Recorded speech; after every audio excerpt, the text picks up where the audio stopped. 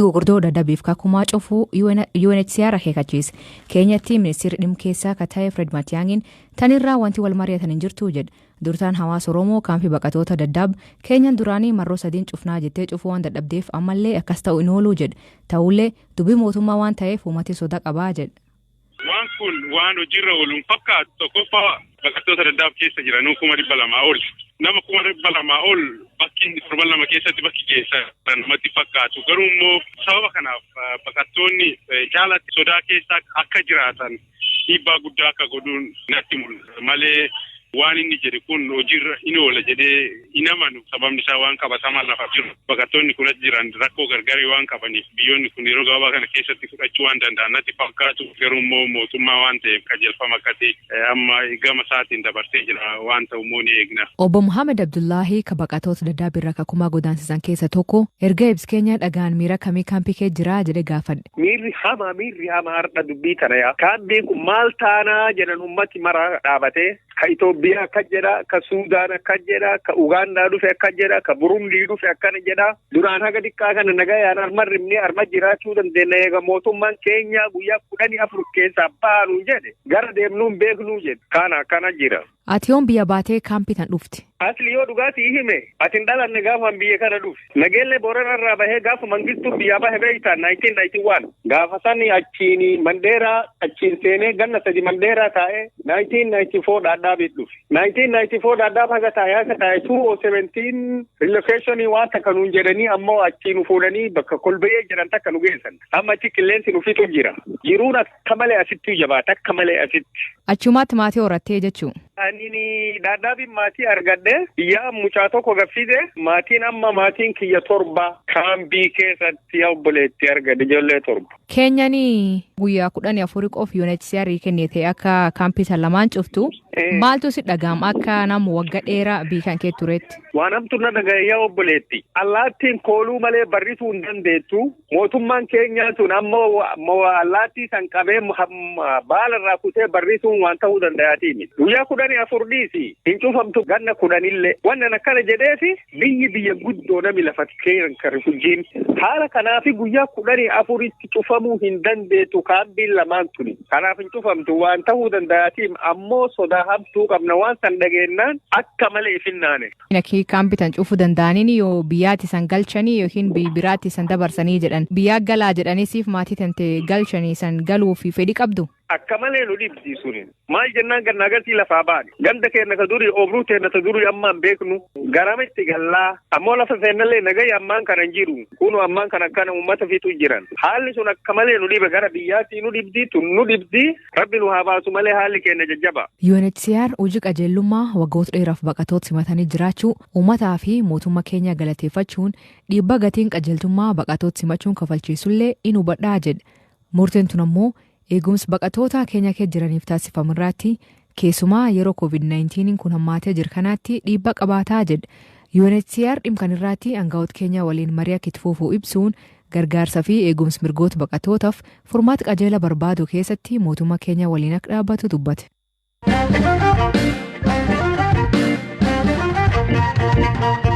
Itoophiyaan dhiyeen kan walitti dhufeen biitaa kee waliin qabdu cimsuun dhufuunis waan akeeka qabaa jedhe xiinxaltoonni keessumaa rakkoo Itoophiyaa keessa jiruu fi waan gaanfa Afrikaa ta'aa jiru keessa Itoophiyaaf takkiin hariiroo dinagdee bal'aa yeroo dheeraa waliin qaban takkiin investimentii jajjaboo Itoophiyaa keessa hojjechaa jirtuun lammiilee hojii hedduu uumti haa ta'u malee biyyoonni lamaan kun dhiyeen kana dantaa dhimma dinagdee dabruu wal barbaadaa waan jiran fakkaata amma yoo taana beektos dubbisuun waan kan qophees qaba. Imalli qondaaltonni Itoophiyaa walakkeessa baatii Guraandhalaa ministeera muummee ittaanaa fi ministeera dhimma alaa Itoophiyaa obbo Dammaqaa Makonnin durfamu gara Turkii taasisan dippiloomatii gameessa biyyattiitiin ergama milkaa'ee jedhameera. Akka dubbiimaan ministeera dhimma alaa Itoophiyaa ambaasadar Diinaa Muuftii jedhanitti Itoophiyaan dhimma nageenyaa irratti Turkii waliin hariiroo ishee cimsachuu barbaaddi.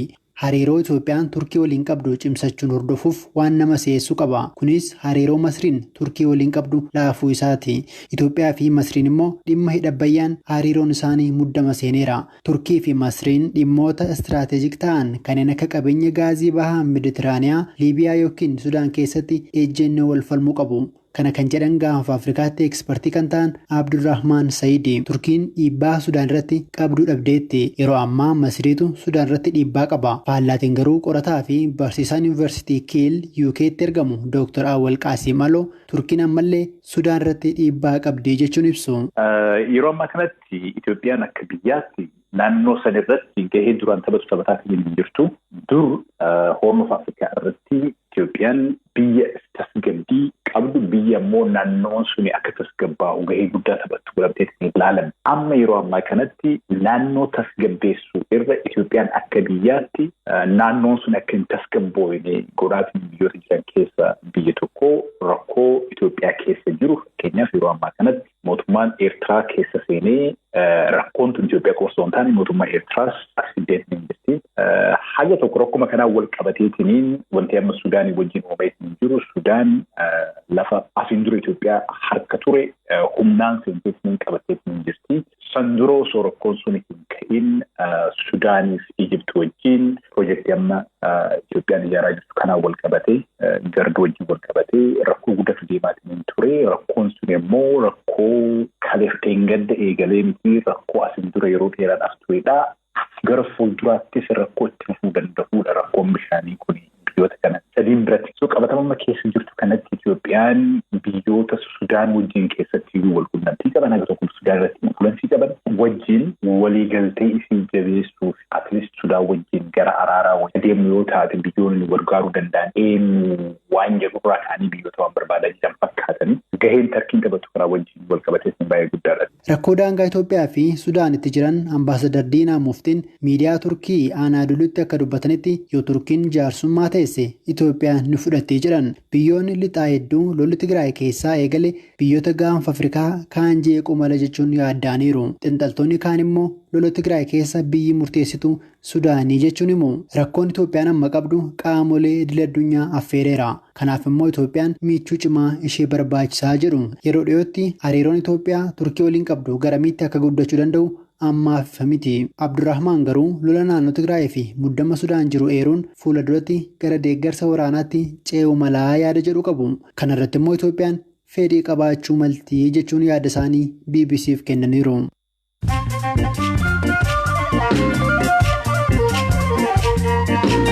Dhaggeeffattootni oduu gaggabaaboo jalqabaan godinii Addis Ababa Oromoo Walloo ka guyyaa afran dabree lolii deemaa ture arnagaan oolee jedhu bulchaan godinichaa obbo Ahmad Hassan.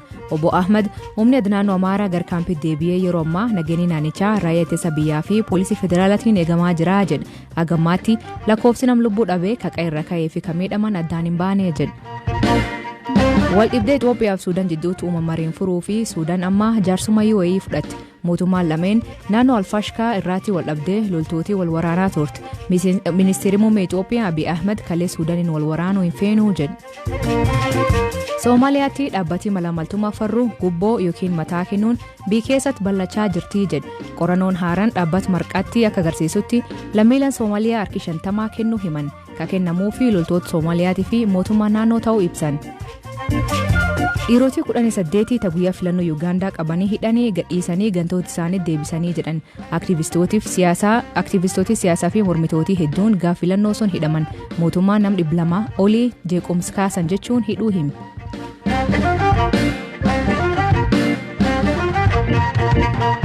Komishinii mirga namoota Itoophiyaa dhiita mirga namoomaa fi yakka suukaneessaa magaalaa Aksum keessatti dhala namaa irratti raawwatee ilaalchisuun namooti nagaa nam 100 oli caalu loltoota Eertiraatiin ajjeefamee jedhee gabaas baase.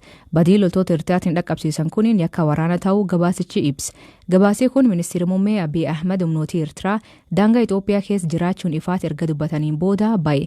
Ammaan dura mootummaan Itoophiyaa fi Eertiraaleen loltoota Eertiraa Tigraay keessa hin jirtu jedhanii waakachaa turan. Eertiraan ammallee ejjannoo isii hin jijjiirre. Aksum keessatti karaa idilee ta'ee fi haala idileetiin sarbama mirgoota namoomaa ciccimoo ta'an akka jiran kan agarsiisu odeeffannoon nu qaqqabaa ture. Haa ta'u malee yeroo isaatti bakka sana deemnee eeruu arganne sanarratti hundoofnee hojjechuudhaaf rakkoo nageenyaa fi sababoota birootiin hin dandeenye. Hayyamas waan hin arganneef yeroo dheeraadhaaf gaafataa turre. Kanarra ka'uudhaan guraandhala 20 hojjettoonni komishinichaa qaamaan bakka sana deemanii qorannoo gaggeessaniiru. Bakka sadiitti hirree ture kan ilaallu yaalle. Tokkoffaan erga humni ittisaa fi raayyaa raayyaan Eertiraa Aksuumiin to'atanii booda 9 hanga 16 wantoota raawwataman achiin booda immoo 19 hanga 21tti sarbama raawwatamanidha. Sadaffaarratti immoo sababa dhorkaa isaatiin ittiin socho'an labsameen mirgoonni namoomaa sarbaman ilaalle warreen ijoodha. Kanaaf ragaan nuti achi deemnee arganne kan agarsiisu 9 irraa kaasee hanga nuti gara sana deemnutti keessumaa immoo 19 hanga 21tti namoonni dhibbootaan lakkaa'aman lubbuu isaanii akka dhaban akkasumas qabeenyi hedduu manca'eera.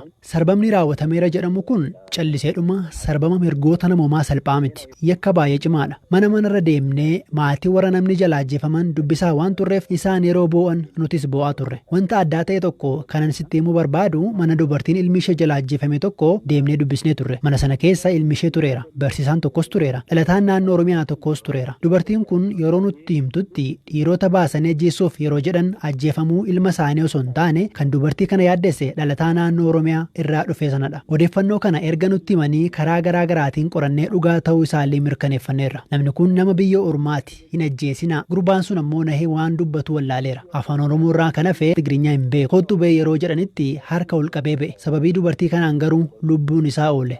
Osoo ilmi ishee ajjeefamuuf gadi baafamaa jiru waa'ee ilma ishee osoo hin taane waa'ee nama isaan bira deeme sanaa yaadda'an. Kun baay'ee na ajaa'ibe. Seenaawwan biroon nama gaddisiisan jiru. Kun garuu adda.